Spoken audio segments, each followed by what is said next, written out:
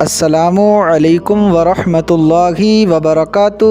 محترم دوستو، آج ہم قرآن پاک کی بہت ہی بابرکت صورت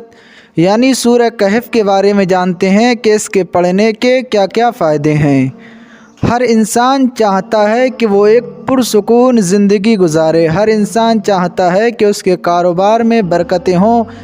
اللہ رب العزت اس کی تمام پریشانیوں کو دور فرما دے۔ دوستو، یاد رکھیے کہ قرآن مجید ایسی بابرکت کتاب ہے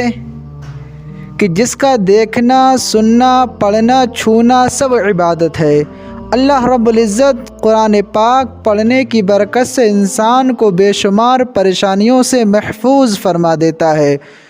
قرآن مقدسہ کی تلاوت کی برکت سے انسان کے کاروبار میں برکتیں ہونے لگتی ہیں۔ اللہ رب العزت قرآن پاک پڑھنے کی برکت سے انسان کی تمام جائز دعاؤں کو قبول فرماتا ہے۔ دوستو، سورہ کہف ایسی بابرکت صورت ہے کہ اگر کوئی شخص اس بابرکت صورت کو پڑھنے کی عادت بنا لیتا ہے تو اللہ رب العزت اسے بے پناہ ثواب عطا فرماتا ہے۔ دوستو، اس بابرکت صورت کو جمعہ کے روز پڑھنے کے تو بے شمار فوائد ہیں، لیکن اور بھی روز اس صورت کو پڑھا جا سکتا ہے۔ اگر کوئی شخص اس بابرکت صورت کو پڑھنے کی عادت بنا لیتا ہے تو اللہ رب العزت اس کے تمام بگڑے کاموں کو بنا دیتا ہے، اس کی تمام پریشانیاں دور ہو جاتی ہیں، کاروبار میں برکتیں ہونے لگتی ہیں۔ اللہ رب العزت قرآن مجید کی اس بابرکت صورت کی برکت سے اس کے تمام دلی جائز مقاصد تمناؤں کو پورا فرماتا ہے۔ دوستو، اگر آپ اس بابرکت صورت کو پڑھنا نہیں جانتے تو برکتاً ہمارے چینل پر سن لیا کریں۔ انشاءاللہ عز و جل اللہ رب العزت اس بابرکت صورت کی برکت سے آپ کو بے شمار برکتیں عطا فرمائے گا۔ آئیے دوستو، اسی بابرکت صورت کو سن لیتے ہیں۔ اعوذ باللہ من الشیطان الرجیم، بسم اللہ الرحمن الرحیم۔ الحمد للہ الذی انزل علی عبده الكتاب ولم يجعل له عوجا قیما لینذر بأسا شدیدا من لدنه ويبشر المؤمنين الذين يعملون الصالحات أن لهم أجرا حسنا ماكثين فيه أبدا وينذر الذين قالوا اتخذ الله ولدا ما لهم به من علم ولا لآبائهم كبرت كلمة تخرج من أفواههم إن يقولون إلا كذبا فلعلك باخع نفسك على آثارهم إن لم يؤمنوا بهذا الحديث أسفا إنا جعلنا ما على الأرض زينة لها لنبلوهم أيهم أحسن عملا وإنا لجاعلون ما عليها سعيدا جرزا أم حسبت أن أصحاب الكهف والرقيم كانوا من آياتنا عجبا إذ أوى الفتية إلى الكهف فقالوا ربنا آتنا من لدنك رحمة وهيئ لنا من أمرنا رشدا فضربنا على آذانهم في الكهف سنين عددا ثم بعثناهم لنعلم أي الحزبين أحصى لما لبثوا أمدا نحن نقص عليك نبأهم بالحق إنهم فتية آمنوا بربهم وزدناهم هدى وربطنا على قلوبهم إذ قاموا فقالوا ربنا رب السماوات والأرض لن ندعو من دونه إلها لقد قلنا إذا شططا هؤلاء قوم اتخذوا من دونه آلهة لولا يأتون عليهم بسلطان بين فمن أظلم ممن افترى على الله كذبا وإذ اعتزلتموهم وما يعبدون إلا الله فأبوا إلى الكهف ينشر لكم ربكم من رحمته ويهيئ لكم من أمر مرفقا وترى الشمس إذا طلعت تزاور عن كهفهم ذات اليمين وإذا غربت تقرضهم ذات الشمال وهم في فجوة منه ذلك من آيات الله من يهد الله فهو المهتد ومن يضلل فلن تجد له وليا مرشدا وتحسبهم أيقاظا وهم رقود ونقلبهم ذات اليمين وذات الشمال وقلبهم باسط ذراعيه بالبصيد لو اطلعت عليهم لوليت منهم فرارا ولملئت منهم رعبا وكذلك بعثناهم ليتساءلوا بينهم قال قائل منهم كم لبثتم قالوا لبثنا يوما أو بعض يوم قالوا ربكم أعلم بما لبثتم فابعثوا أحدكم بورقكم هذه إلى المدينة فلينظر أيها أزكى طعاما فليأتكم برزق منه وليتلطف ولا يشعرن بكم أحدا إنهم إن يظهروا عليكم يرجموكم ويعيدوكم في ملتهم ولن تفلحوا إذن أبدا وكذلك أعثرنا عليهم ليعلموا أن وعد الله حق وأن الساعة لا ريب فيها إذ يتنازعون بينهم أمرهم فقالوا ابنوا عليهم بنيانا ربهم أعلم بهم قال الذين غلبوا على أمرهم لنتخذن عليهم مسجدا سيقولون ثلاثة رابعهم كلبهم ويقولون 5 سادسهم كلبهم ورجما بالغيب ويقولون 7 وثامنهم كلبهم قل ربي يعلم بعدتهم ما يعلمهم إلا قليل فلا تمار فيهم إلا مراء ظاهرا ولا نستفت فيهم منهم أحدا ولا تقولن لشيء إني جاعل ذلك غدا إلا أن يشاء الله واذكر ربك إذا نسيت وقل عسى أن يهديني ربي ليقرب من هذا رشدا ولبثوا في كهفهم 300 سنين وازدادوا 9 قل الله أعلم بما لبثوا له غيب السماوات والأرض أبصر به وأسمع ما لهم من دونه من ولي ولا يشرك في حكمه أحدا واتل ما أوحي إليك من كتاب ربك لا مبدل لكلماته ولا تجد من دونه ملتحدا واصبر نفسك مع الذين يدعون ربهم بالغداة والعشي يريدون وجهه ولا تعد عيناك عنهم تريد زينة الحياة الدنيا ولا تطع من أغلفنا قبله عن ذكرنا واتبع هواه وكان أمره فرطا وقل الحق من ربكم فمن شاء فليؤمن ومن شاء فليكفر إنا أعتدنا للظالمين نارا أحاط بهم سرادقها وإن يستغيثوا يغاثوا بماء كالمهل يشوي الوجوه بئس الشراب وساءت مرتفقا إن الذين آمنوا وعملوا الصالحات إنا لا نضيع أجر من أحسن عملا أولئك لهم جنات عدن تجري من تحتهم الأنهار يحلون فيها من أساور من ذهب ويلبسون ثيابا خضرا من سندس واستبرق متكئين فيها على الأرائك نعم الثواب وحسنت مرتفقا. واضرب لهم مثل الرجلين جعلنا لأحدهما جنتين من أعناب وحففناهما بنخل وجعلنا بينهما زرعا كلتا الجنتين آتت أكلها ولم تظلم منه شيئا وفجرنا خلالهما نهرا وكان له ثمر فقال لصاحبه وهو يحاوره أنا أكثر منك مالا وأعز نفرا.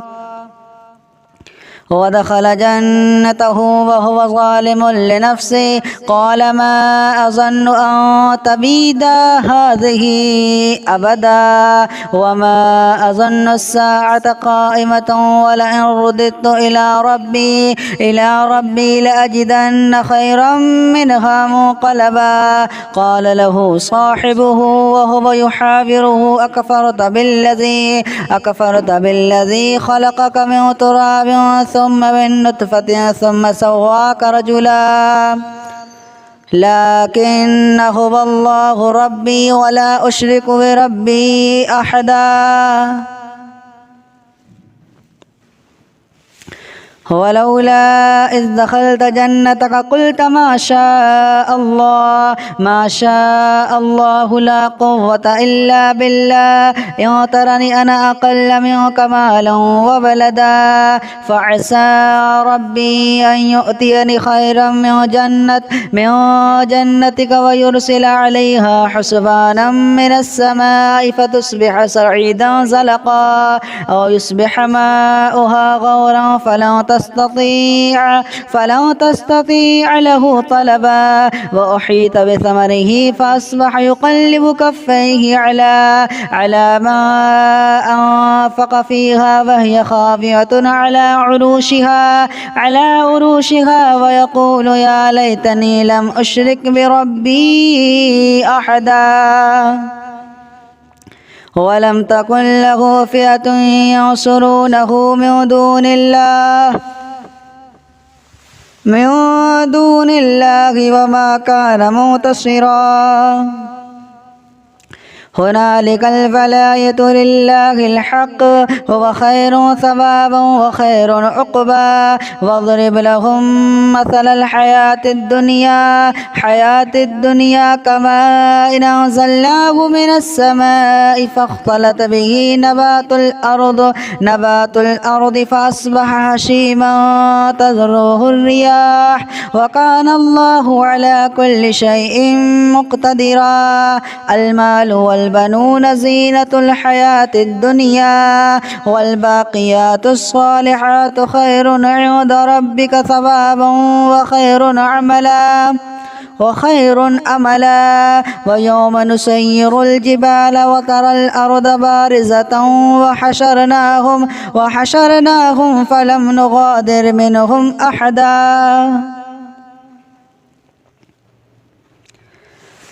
وأعرضوا على ربك صفا لقد جئتمونا كما خلقناكم أول مرة بل زعمتم أن لن نجعل لكم موعدا. ووضع الكتاب فترى المجرمين مشفقين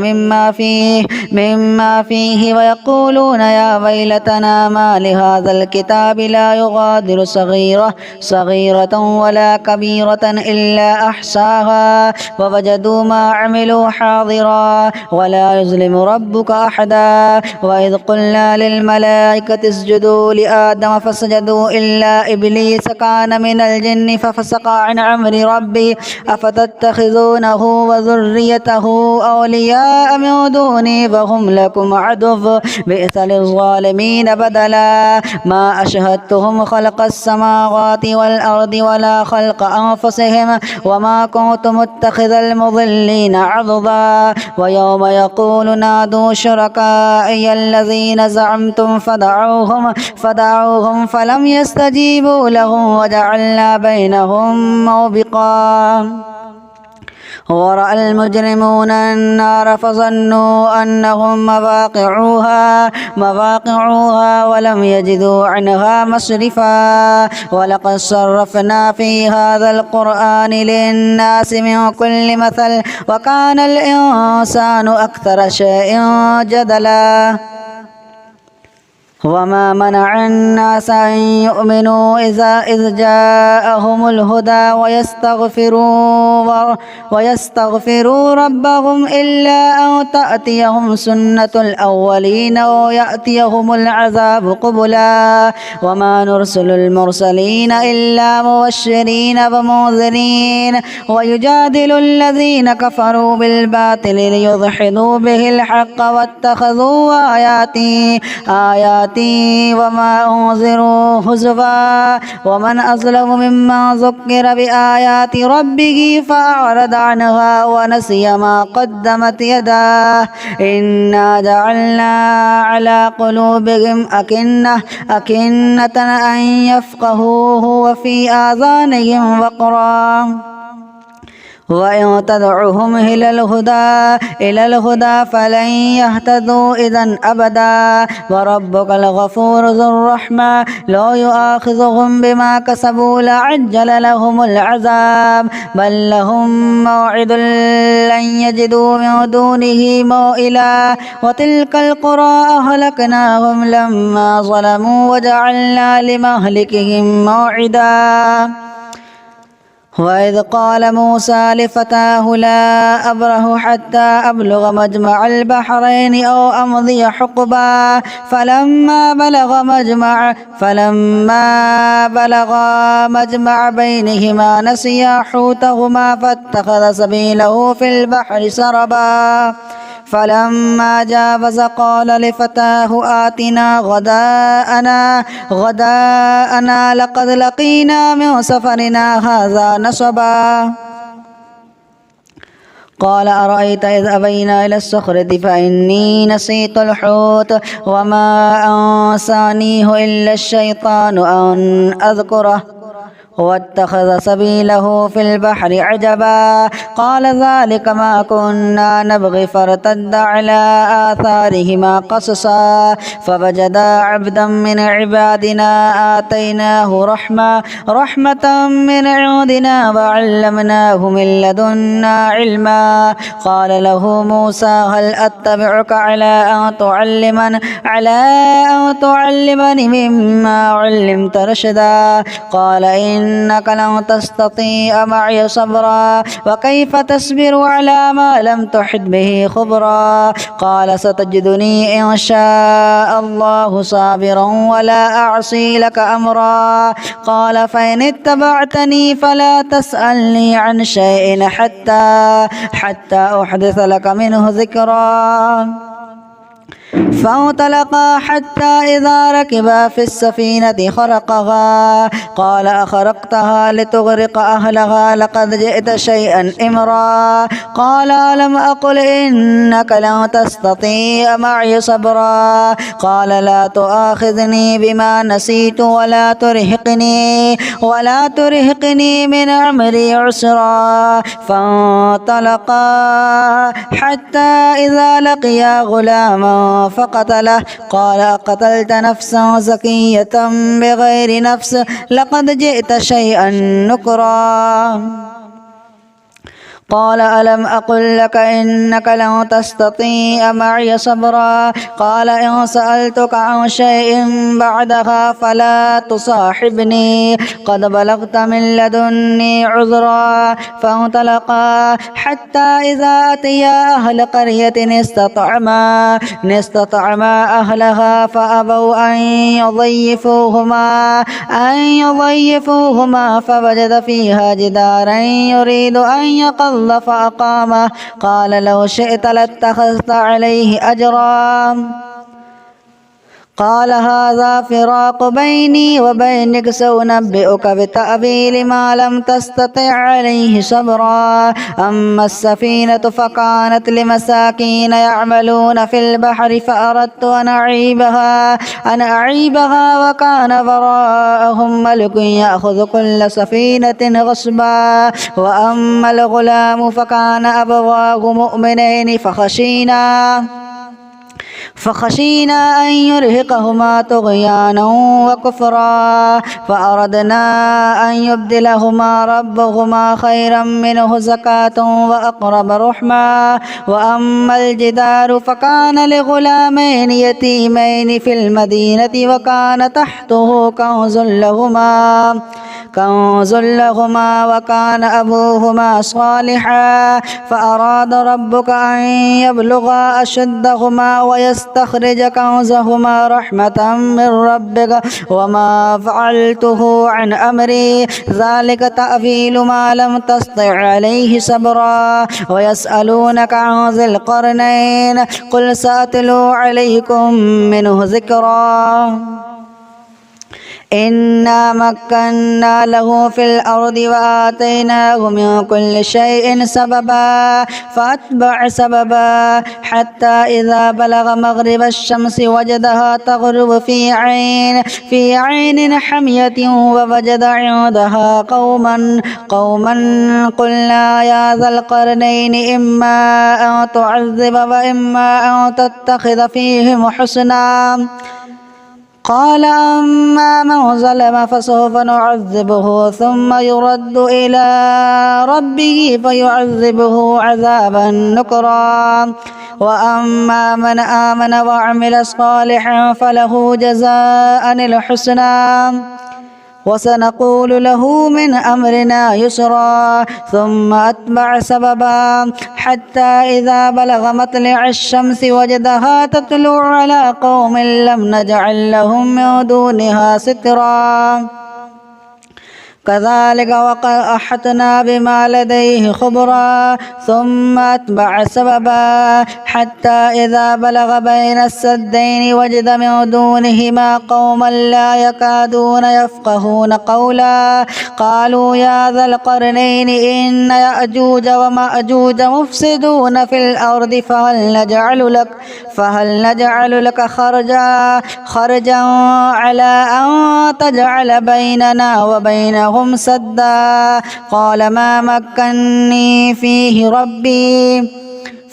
ربي خير فاعينوني بقوة أجعل بينكم وبينهم ردما آتوني زبر الحديد حتى إذا سافا بين الصدفين قال انفخوا حتى إذا جعله نارا قال آتوني أفرغ عليه قطرا فما استطاعوا